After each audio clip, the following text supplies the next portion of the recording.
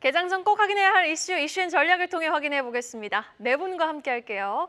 타키오뉴스 조호진 대표, 그리고 미르경제연구소 정태근 이사, 프레스티지 경영전략연구소 반종민 소장과 헤르메스탁 하창원 본부장과 함께 하겠습니다. 네 분 어서 오세요. 네, 반갑습니다. 연휴 사이 또 한 번 K반도체 비관론을 제시한 모건 스탠리 보고서 이야기로 오늘 이 시간 출발해 보겠습니다. 지난달이었죠. 8월 20일에는 Preparing for a Peak이라는 제목으로 보고서를 내더니 한 달 뒤 9월 15일에는 Winter Looms라는 보고서를 발간한 모건 스탠리. 겨울이 온다. 네, SK하이닉스의 목표 주가를 대폭 하향 조정을 했습니다. 기존 26만 원에서 12만 원으로 무려 54%나 낮춰 잡았거든요. 엔비디아 TSMC는 AI 수혜주로 평가한 반면 유독 한국 메모리 기업들한테 너무 좀 비관론을 펼친 경향이 있었어요. 자, 구체적인 배경 조호진 대표님께 들어보겠습니다. 예, 그러니까 모건 스탠리가 사실은 2년 전쯤으로 기억나는데 그때 윈터 이즈 커밍 메모리 이제 한파가 온다 그러면서 이제 우리가 다 의아해했었는데 사실 결과로 좀 맞았어요. 그 맞았다는 점에서 약간 좀 자괴감이 들기도 했습니다. 왜냐하면 한국에 대한 그 주 종목을 이제 미국 그 종목이 맞췄으니까. 근데 이번 같은 결과적으로 맞춘 거죠. 결과적으로 맞췄지만 사실 네. 내막을 알고 보니까 우리가 좀 약간 좀 부실했어요. 그러니까 리서치를 좀 부실하게 했던 거고 그 맞추기가 사실 어렵진 않았었습니다. 근데 그런 면에서 이제 모건 스탠리 보고서를 우리가 중요하게 봐야 되는데 일단 개요를 많이 말씀드린 화면에 나온 대로 26만 원, 12만 원 낮췄고 삼성전자 역시 7만 6천 원 낮췄습니다. 그 이유는 뭐냐면 결국 D램에 있어서 공급 과잉이다. 그리고 D램 공급 과잉이고 또 사실 D램의 어떤 중요한 수요처인 중국 경제가 되게 안 좋습니다. 물론 모건 스탠리가 뭐 그런 맥락으로 꼭 썼다기 보기보다는 전체적으로 이제 그 D램에 대한 수요가 줄다 보니까 D램에 대한 공급 과잉이 난다는 것까지는 이제 이해할 수 있는데 근데 두 가지 점에서 이해를 할 수 없는 점이 있습니다. 무엇이냐면은 지금 제가 몇 번 말씀드린 적이 있는데 지금 현재 그 전체적인 D램의 시장은 기존에 했던 일반적인 D램, 레가시 D램이라고 말을 하는데 참 이름을 잘 붙이죠. 일반적인 D램이 있고 일반적인 D램이 아닌 HBM D램이 있습니다. 그래서 현재 HBM 3E 같은 경우는 8단에 그러니까 그 D램의 웨이퍼를 갖다가 8장을 갖다 붙인 다음에 거기다가 또 별도로 이제 공정을 해야 됩니다. 그런 식으로 이제 HBM3를 갖다가 이제 납품을 하는데 HBM3 시장만 보면 엔비디아의 기준으로 봤을 때는 SK하이닉스가 90%고 마이크론이 10%고 여기 삼성전자 없죠. 삼성 아직 납품을 못 하고 있습니다. 그러니까 삼성전자 주가가 꼰두박질 치는 이 때문에 꼰두박질 친 것인데 그렇다면은 D램의 공급 강의를 한다면 HBM의 공급 강의로 봐야 된다라고 이제 모건 스탠리의 이제 그 보고서의 기조예요. 그러니까 여기에 삼성전자를 그나마 7만 6천 원까지 더 내리지 않은 이유는 무엇이냐면 삼성전자가 HBM에 언제가 뛰어들 것이다. 그러면 언제가 뛰어든다고 저는 어떻게 예상했냐면 빠르면 3분기 거의 다 지나갔습니다. 사실은 정상적으로 했을 때는 올해 이제 4분기쯤으로 봤습니다. 그러면 삼성전자가 HBM3 말고 그 다음 버전 HBM4쯤에는 이제 그 SK하이닉스를 갖다가 업비트할 수 있는 그런 어떤 그 상사품을 내놓을 수 있으면 좋겠다라고 봤는데 여기서 우리가 중요하게 봐야 될 점은 무엇이냐면 HBM 시장 자체가 파이가 한정돼 있는데 삼성전자가 뛰어들면 SK하이닉스의 포지션이 줄어들겠죠. 그 전망이 맞지만 사실은 HBM 시장 자체가 폭발적으로 팽창을 하고 있습니다. 그런 관점에서는 사실은 전체적인 HBM 시장에서 마켓 시어는 SK하이닉스가 줄어들 수 있지만 하지만 이제 HBM 시장 자체가 팽창하고 있기 때문에 SK하이닉스의 매출과 영업이익은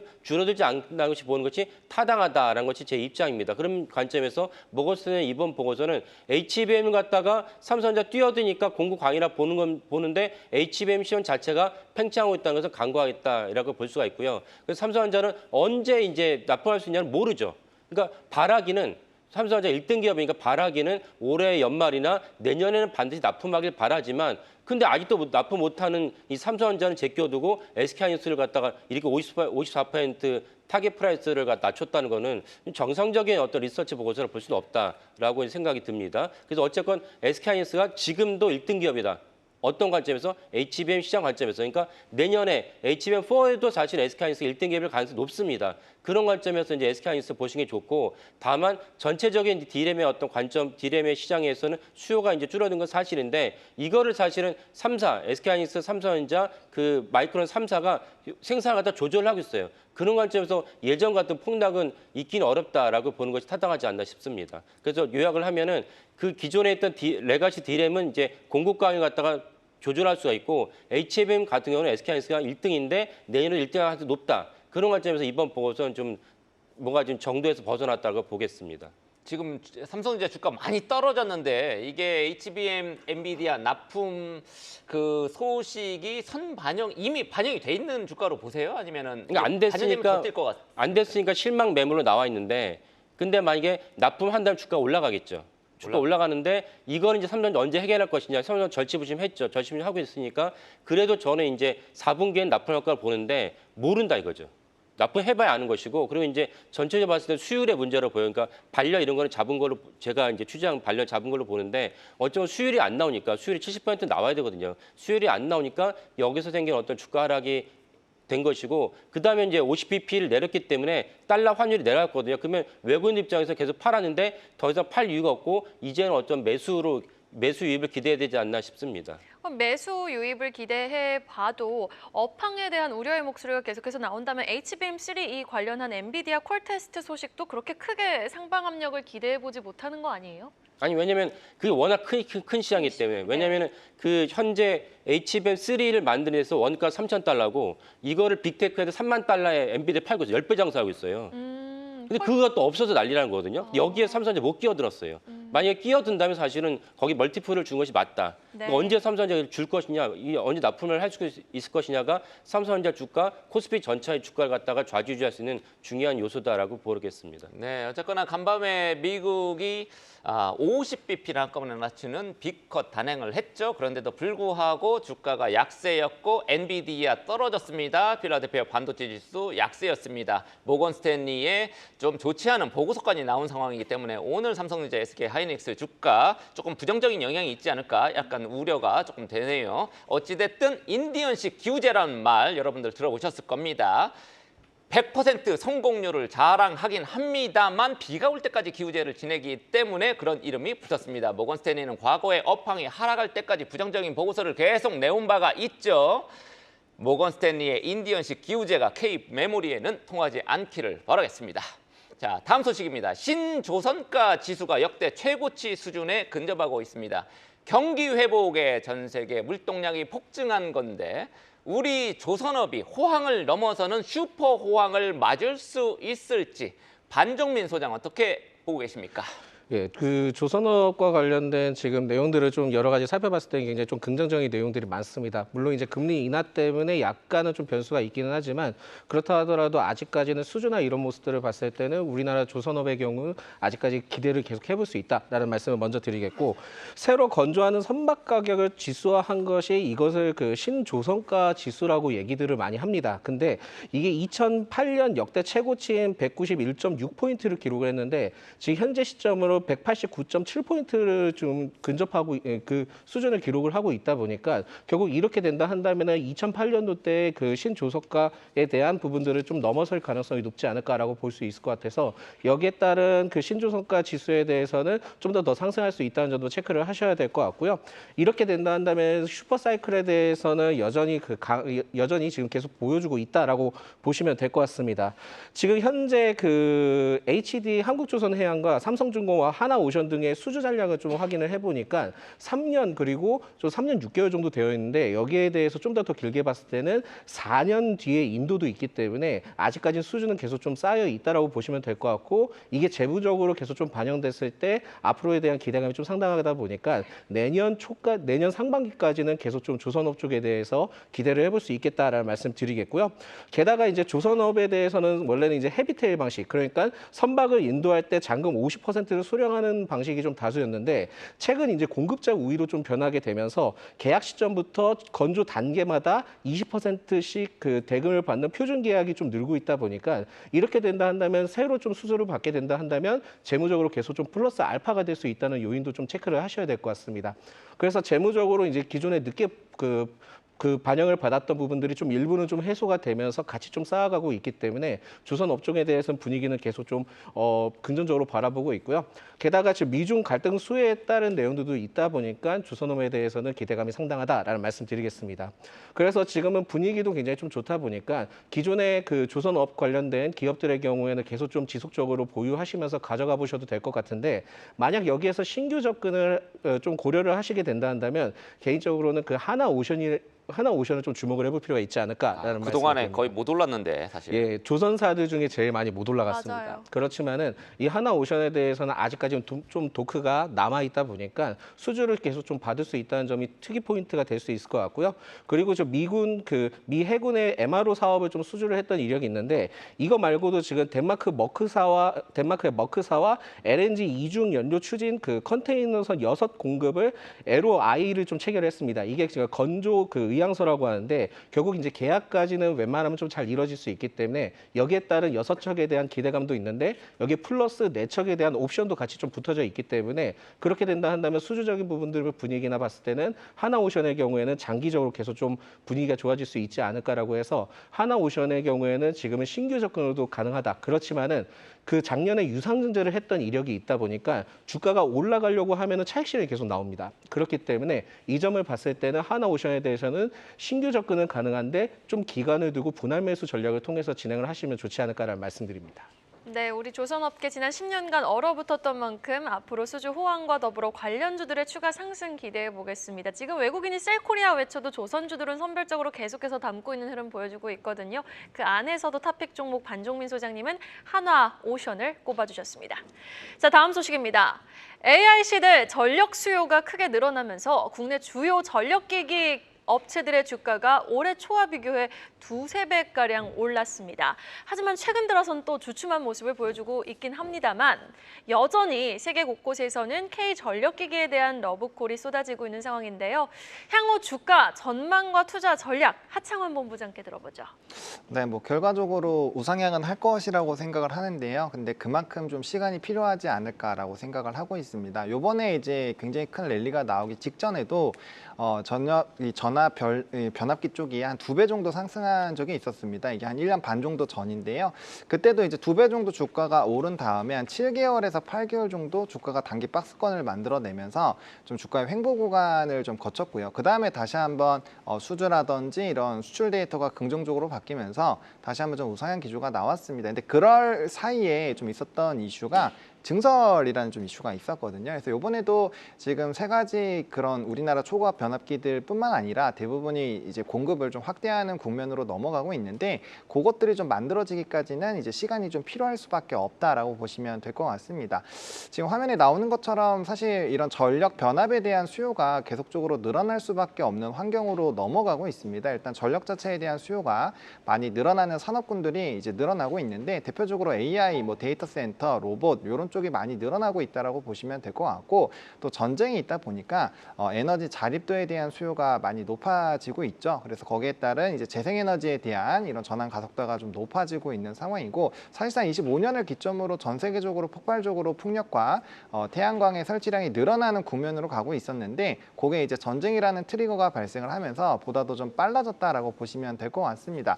최근에 이제 뭐 글로벌적으로 탈원전을 선언하는 나라들이 늘어나고 있는데 이런 원전 관련된 부분들도 결국에는 이제 에너지에 대한 이벤트들이 좀 늘어난다라고 보시면 될 것 같고 무엇보다 이제 초고압 변압기는 미국 쪽에서 가장 크게 수요가 발생을 하고 있는데 지금 30년까지 계속적으로 좀 발주를 해달라라는 요청이 쏟아질 만큼 엄청나게 이제 수요 우위 시장이 좀 유지가 되고 있다라고 보시면 될 것 같습니다. 이게 증설을 하더라도 이 공급이 과연 수요를 다 따라갈 수 있을까에 대한 물음표가 지금 생기고 있는 시점이기 때문에 앞으로 산업적인 부분은 굉장히 좀 좋아질 거라고 보시면 될 것 같고 시간적인 부분이 좀 상당히 필요하지 않을까 정도로 생각을 해보시면 좋을 것 같습니다.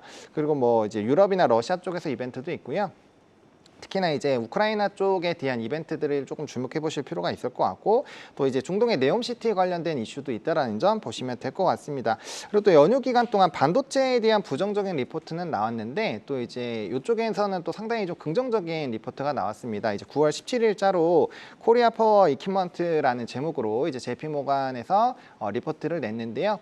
TP가 현재 주가 대비했을 때 평균으로 놓고 보더라도 30% 이상의 상방을 좀 만들어 놨습니다. 아무래도 최근에 리포트에서 TP를 어떻게 설정하는지가 또 상당히 좀 중요할 수 있겠는데 일단은 HD 현대 일렉트릭 같은 경우는 미국의 최대 LPT 제조 회사로 아무래도 이제 10년 이상 유틸리티에 대한 경험을 보유하고 있고 수주 잔고도 가장 높기 때문에 가장 크게 수혜를 받지 않을까라는 평가가 있었고요. LPT는 대형 변압기 얘기하는 네, 거죠? 초각 변압기. 네, 예, 라지. 네, 맞습니다. 그리고 이제 LS 일렉트릭 같은 경우 사실 수출 쪽에서는 우위하는 부분이 있었는데 이제 자체적으로 공장을 만들기 때문에 그러한 조금 타이틀이 좀 변화가 나올 것 같고요. 국내에서는 점유율이 높습니다. 60%를 넘게 차지하고 있어서 이것도 이제 25년까지 LTP 캐파를 2배 이상 늘릴 것이기 때문에 좀 상당히 좀 기대가 된다라고 보시면 될 것 같고요. 효성중공업은 이제 건설 부분 때문에 조금의 저평가를 받고 있는데 이 기업 역시도 이제 해외 생산 능력을 26년까지 2배로 확장을 한다라고 하다 보니 이 시기적인 부분별로 이제 수급이 좀 쏟아지는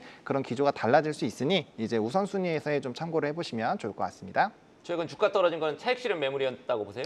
네, 개인적으로 차익 매물이라고 보고 있고요. 이제 긍정적인 산업의 이슈가 워낙 다 알고 있는 상황이고 그걸 초과하는 뭔가가 나와야 되는데 그러지 못하는 상황이다 보니 아무래도 이제 수급 이탈에 따른 이제 매수세가 좀 약해진 게 주가의 하락의 요인이 되지 않나라고 생각을 하고 네, 있습니다. 하지만 결국엔 다시 갈 거다. 전력기기 산업 호황이 최소 10년 이상 지속될 거다.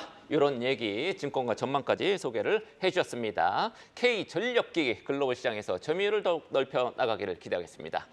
자, 다음 소식. 추석 연휴 기간에 계속 달궈져 왔던 이슈 고려 아연의 경영권 분쟁입니다. 지금 MBK 파트너스 한국엔 컴퍼니에 이어서 다시 한번 헛발질을 할지도 관전 포인트이고 또 이 장씨, 최씨 간의 가문 간의 싸움 누가 경영권을 가져갈지 지금 관심이 고조되고 있는 상황. 핵심 쟁점이 뭔지 정태근 이사한테 들어보겠습니다. 네, 사실 이 이슈는 조금 이렇게 기자분들이 좀 접근할 수 있기 때문에 그분들이 좀 재밌는 얘기를 많이 뽑을 수가 있을 것 같은데요. 죄송합니다. 있을 것 같은데요. 그래서 일단은 지금 현재 상황하고요. 그리고 앞으로 또 어떻게 전개가 될지에 대한 부분들 일단 제 나름대로 한번 좀 조사를 해봤습니다. 일단은 조금 편하게 말씀을 드리면 선대 때가 아닌 이제 아랫대로 내려오게 되면서 최실가하고 장실가 사이가 좀 많이 안 좋습니다. 일단은 돈은 최실가가 벌고 있다 생각을 하는데 집에는 이제 장실가 하고 있다 보니까 최실가 쪽에서 불만이 당연히 생길 수밖에 없는 상황들이고 그러다 보니까 이제 그 창업주 3세 최연보험 회장이 이제 계열 분리를 검토를 하게 되면서 이 싸움이 일단 시작이 됐다라고 보시면 될 것 같아요. 그래서 지금 지분 관계가 지금 그 상당히 팽팽하게 맞서고 있거든요.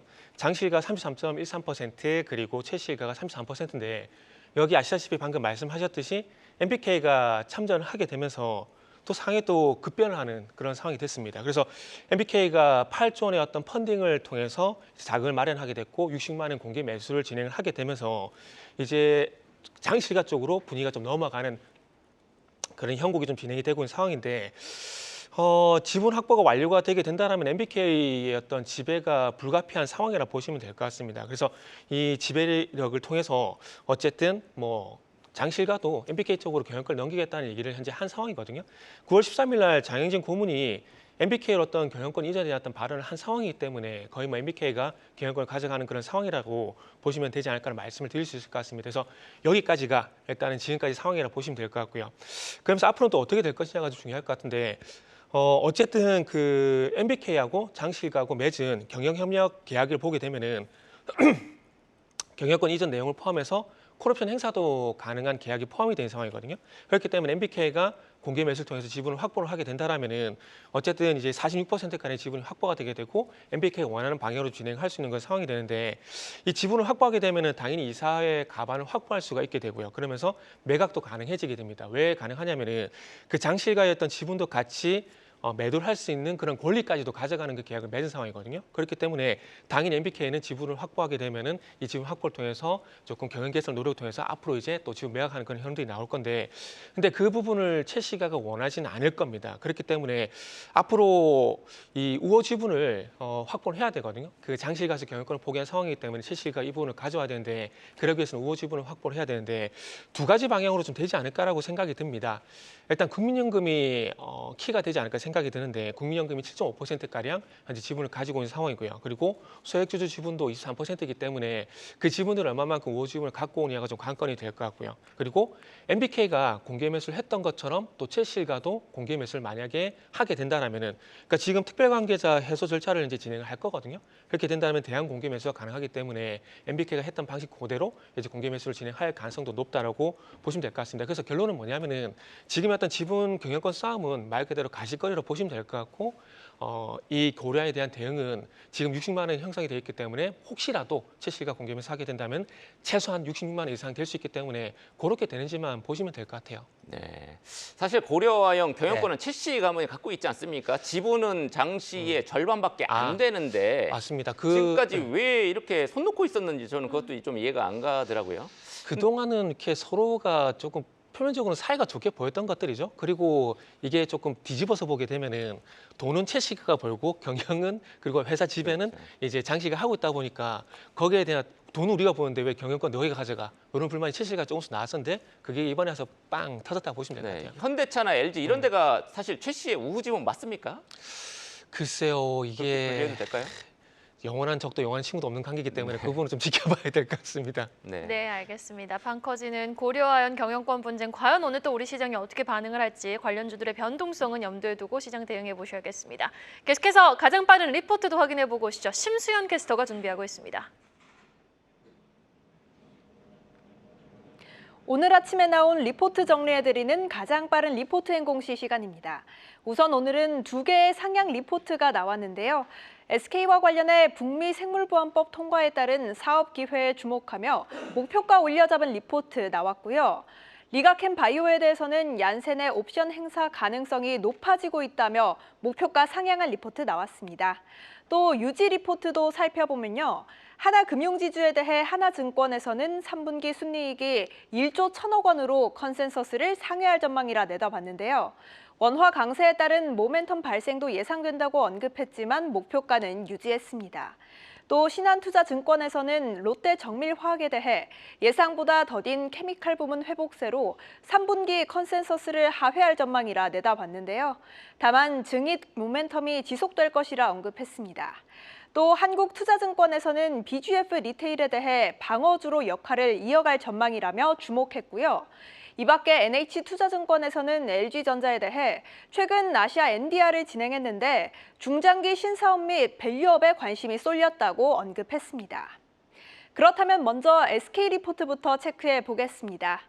DS투자증권에서는 오늘 SK에 대해 최근 위탁 개발 생산, CDMO 기업들의 가치가 크게 증가하고 있어 SK팜테코의 지분가치 재평가가 필요하다며 목표 주가를 20만 원에서 22만 원으로 상향 조정했습니다. 투자 의견은 매수를 유지했습니다. 중국 주요 바이오 기업과의 거래를 제한하는 생물보안법이 미국 하원을 통과해 SK팜테코에 새로운 기회가 열렸다는 건데요. 특히 CGT CDMO의 경우 하반기 고객사 주문 재개까지 더해져 2025년 매출 증가도 기대되는 상황이라 명시했고요. 플러그 파워 등 보유 중인 유가증권 일부 매각을 통한 현금화 가능성도 열려 있다고 분석했습니다. 마지막으로 리가캠바이오 리포트도 확인해 보겠습니다. 메리츠증권은 오늘 리가캠바이오에 대해 얀센의 옵션 행사 가능성이 높아지고 있다며 목표가를 10만 원에서 15만 원으로 상향했습니다. 투자 의견은 매수를 유지했는데요. 또한 경쟁 약물의 애매한 성공 속 LCB84의 가치가 높아지고 있다고 언급하고 12월 미국 혈액학회에서 결과가 추가 공개될 수 있는 LCB71에 대해서도 주목해볼 만하다는 의견을 냈습니다. 또 기존 트랙 레코드를 바탕으로 하반기 라이선스 계약 기대감이 조성되고 있다고 분석했다는 점도 투자에 참고해 보시죠. 지금까지 가장 빠른 리포트 행공시 심수연이었습니다. 자, 다음 소식은요. 연준의 B컷 단행에 따른 국내 증시 여파, 영향으로 한번 이야기를 이어가 보도록 하겠습니다.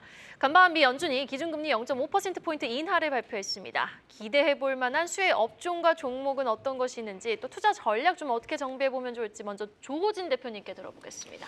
일단 금리가 풀리면 금리가 내려가면 시장의 유동성이 공급되기 때문에 전체적인 업종이 다 좋다고 봐야 됩니다. 그중에서도 사실은 금리가 내려갔을 때 이자에 대한 부담이 덜 종목들, 예를 들면 부채가 높은 종목들이 사실은 그런 섹터들 우리가 보게 되는데 대표적인 종목이 항공업입니다. 항공업에 이제 사실은 대한항공이나 대부분 항공사들이 그 항공기를 써야 되는데 항공을 갖다가 이제 한 번에 사는 경우는 없고 그걸 갖다가 인수하거나 이걸 렌트를 하거나 이제 빌려서 써야 되기 때문에 거기다 이자 부분이 매우 큽니다. 그래서 대한항공 같은 경우도 이제 그 올해 2분기 기준에서 부채 비율이 460% 정도 됩니다. 좀 높죠. 204%입니다. 거기다 이제 부채 자체가 20조 원이기 때문에 그만큼에 대한 어떤 이자만 절약을 하더라도 사실 매우 좋다고 볼 수 있습니다. 여기에다 이제 9월 2일 날 있었던 노동절, 미국 노동절의 연휴가 있었는데 그때 검색대를 통과한 사람이 한 주간 1,700만 명, 팬데믹 이전을 갖다가 회복했다는 것입니다. 그러면 미국의 상황인데 왜 대한항공과 무슨 상관이냐를 볼 수도 있지만은 전 세계적으로 유동 인구가 다 같이 얽혀 있기 때문에 미국에서 항공 산업이 잘 된다면은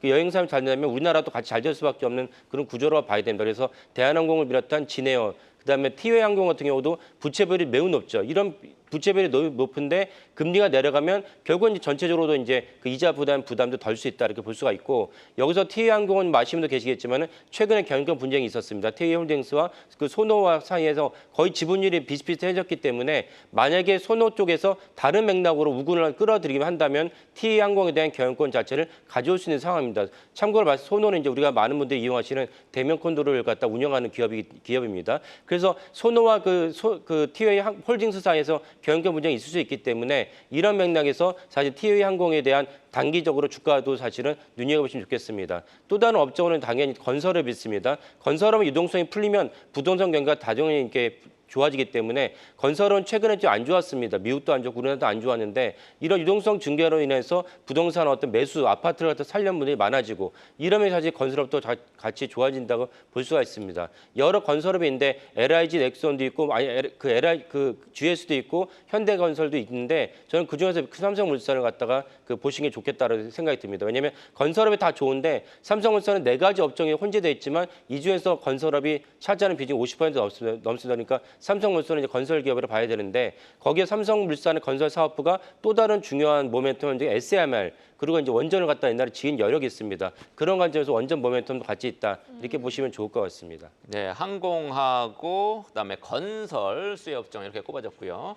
자, 판종민 소장은 어떤 업종 또 종목까지 한번 꼽아주시죠. 예, 대표적으로 제약바이오를 좀 들 수 있을 것 같고요. 이 제약바이오의 경우에는 결국 이제 R&D 그 비용이 굉장히 좀 많이 드는 부분들이 있는데 여기에서 금리 인하를 하게 된다면 비용 축소가 되면서 실제로는 다른 쪽에 또 투자를 받을 수 있기 때문에 제약바이오 쪽은 계속 좀 긍정적으로 보시면 될 것 같은데요.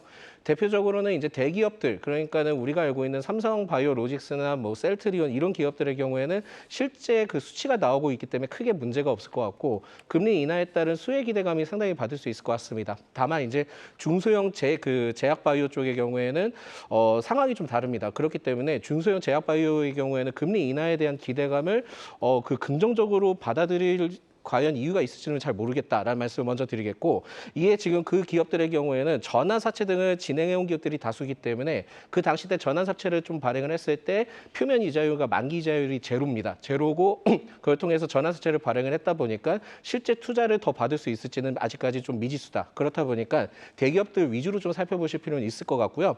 최근에 이제 바이오와 헬스케어 ETF를 좀 살펴봤을 때 대표적으로 알테오젠, 삼성바이오로직스, 셀트리온 등이 비중이 굉장히 좀 컸습니다.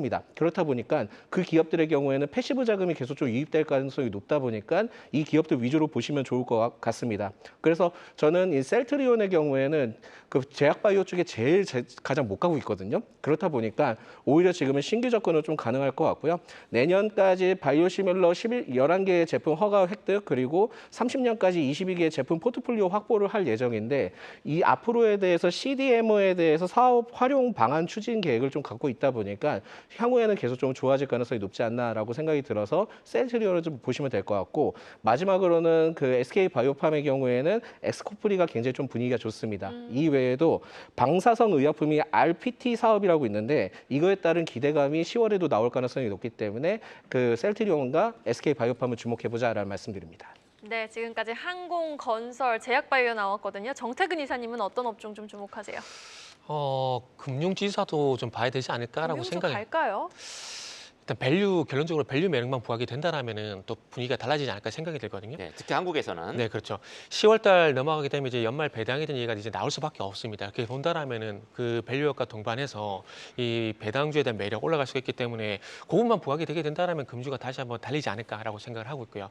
보통 금리 인하를 하게 되면은 은행 뭐 대출 수익성에 대한 얘기가 나오는데 아닙니다.